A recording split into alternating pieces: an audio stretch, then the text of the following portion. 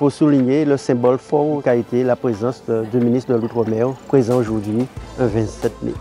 Vous savez, ma feuille de route, c'est la feuille de route du président de la République. Il a exposé pendant la campagne présidentielle. Il avait souhaité établir un programme spécifique pour chacun des territoires d'outre-mer, comportant la prise en compte des singularités de chacun de ces territoires à travers son histoire, à travers sa géographie, à travers sa population, sa situation politique. Et donc, je mettrai en œuvre, c'est ma mission, la feuille de route qu'a exposée le président de la République pendant l'élection. On sent quelqu'un de volontaire, d'engagé, qui souhaite aborder ces différents dossiers.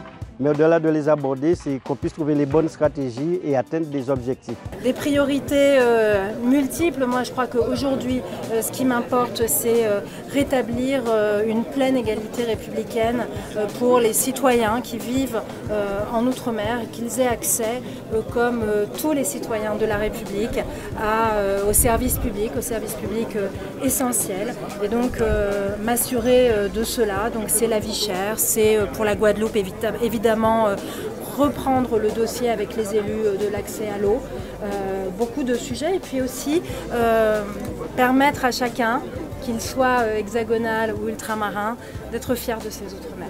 Il est vrai que, nous l'avions dit, il est nécessaire de revoir la vision, le rapport avec le gouvernement. Nous ne devrions plus être dans une situation où les choses sont imposées, mais de dire que c'est la co-construction, une démarche partenariale. Et c'est pour ces raisons qu'il faut saluer que le premier déplacement donc, de la ministre de l'Outre-mer, c'est en Guadeloupe.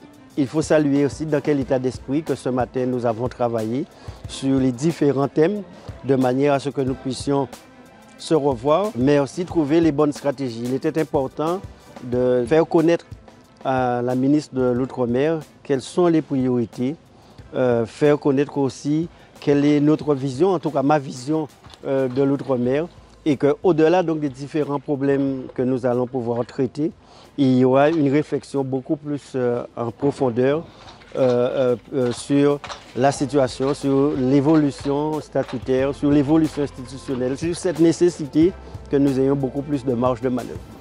Et je pense que les prochaines rencontres vont nous permettre déjà d'être dans cette démarche de solution.